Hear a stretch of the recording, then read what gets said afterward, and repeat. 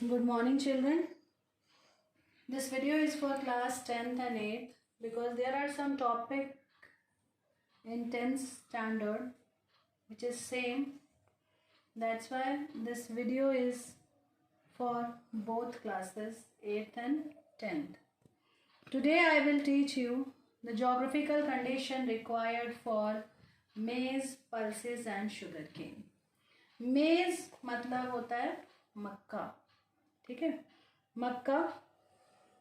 मक्के की फसल जो कि आपको मालूम होनी चाहिए, ये this crop is used both as food and fodder and it is kharif crop. Although in Bihar it is rabi crop also, which grows well in which soil? In old alluvial soil, right? किस soil में ये अच्छी उगाई जाती है? Old alluvial soil. And old alluvial soil you all know क्या कहलाता है? Bangars. Temperature requirement for this crop is only 21 degree to 27 degree centigrade.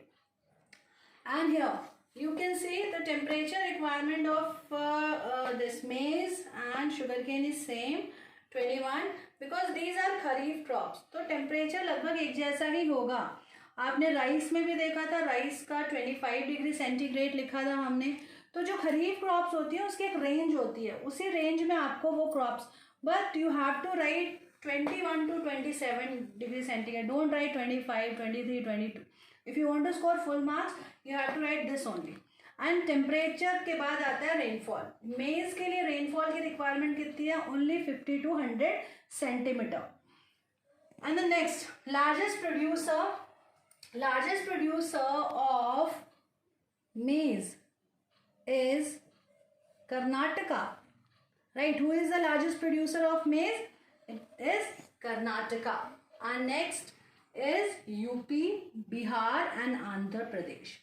ये जो फसल है ये भी मैंने आपको बताया किस तौर पे यूज़ की जाती है? Food and fodder. लोग खाने के लिए भी इस्तेमाल करते हैं और साथ ही साथ किसके लिए यूज़ किया जाता है इसको? एनिमल्स को फीड कराने के लिए भी यूज़ किया जाता है. एज अ फॉडर भी यूज़ किया जाता है. नेक्स्ट क्रॉप आती है बेटा हमारी पल्सेस. पल्सेस बहुत ही इम्पॉर्टेंट क्रॉप है और आपको मैं बता दूं ये जैद फसल है. जैद मतलब क्योंकि ये राबी और खरीफ के बीच में बोई जाती है इसलिए इसको जैद फसल बोला जाता है. और one more thing, India is the largest producer and consumer of pulses in the world.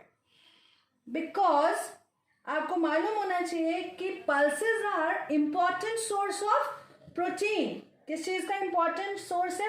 Protein and minerals. And जो आपको मालूम है इसको, this is also known as poor's meat, poor men's meet.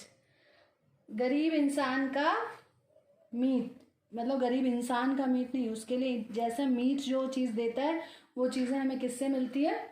गरीबों को पल्सेस से मिलती हैं.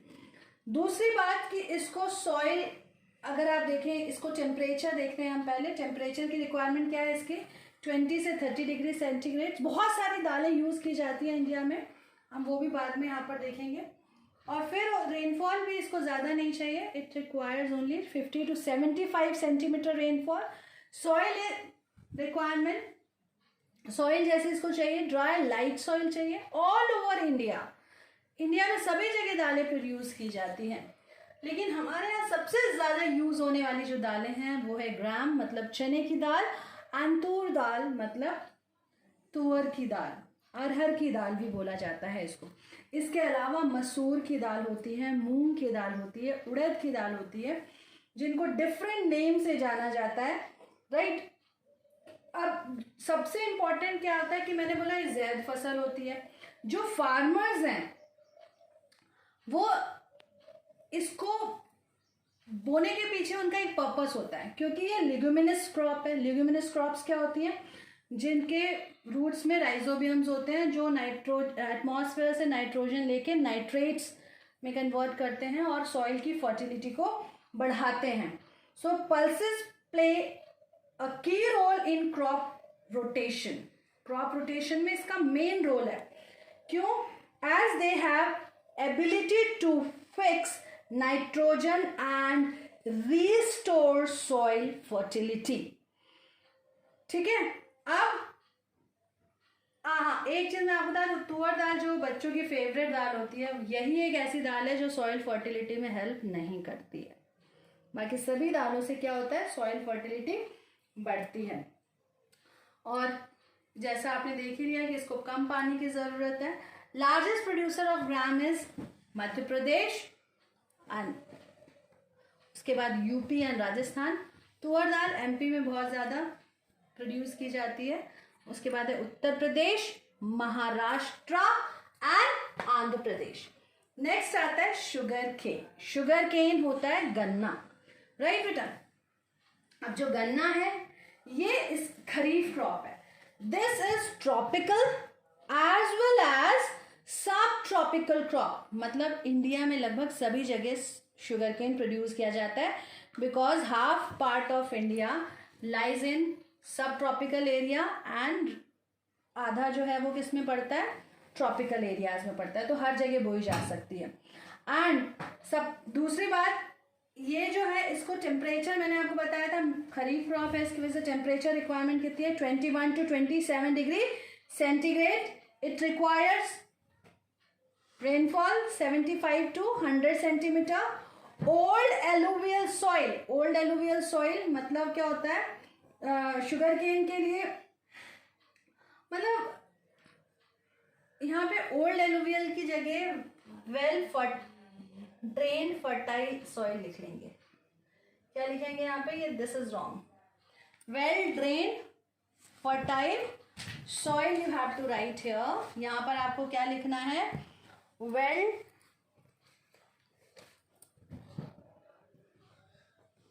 Drain fertile soil, right. Well drain fertile soil की ज़रूरत है यहाँ पर, राइट। और उसके साथ ये बेटा ये एक ऐसी क्रॉप है जिसको मैनुअल लेबर की बहुत ज़रूरत पड़ती है। मैनुअल लेबर मतलब हाथ से काम करने की। जब इसकी बुआई होती है तो मैनुअल लेबर की बहुत ज़्यादा, manual labour for sowing to harvesting, मतलब बोने से लेके हार्वेस्ट करने तक इसको हमें मतलब मज़दूरों की ज़रूरत होती है, किसानों की ज़रूरत होती है और मैनुअल लेबर्स की ज़रूरत होती है। शुगर केन आपको मालूम है, आप शुगर केन डेफिनेटली इसलिए तो उगाया नहीं जाता वो कि घर में कंज्यूम करना है। ये मेनली शुगर इंडस्ट्रीज़ के लिए प्रोड्यूस किया जाता है और ये एग्रो बेस्ड इंडस्ट्रीज़ को सपोर्ट करता है, जिसमें कौन सी आती है, शुगर इंडस्ट्री आती है।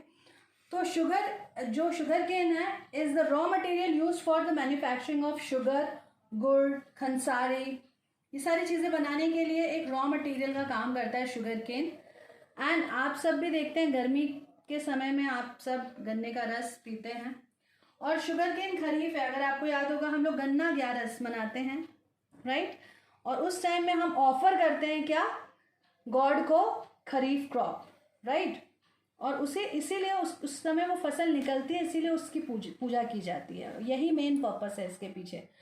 और इससे आप इसको याद रखेंगे, who is the largest producer, Uttar Pradesh is the largest producer. आपको याद होगा यूपी और भी एक चीज़ में लार्जेस्ट प्रोड्यूसर था, दैट वाज व्हीट।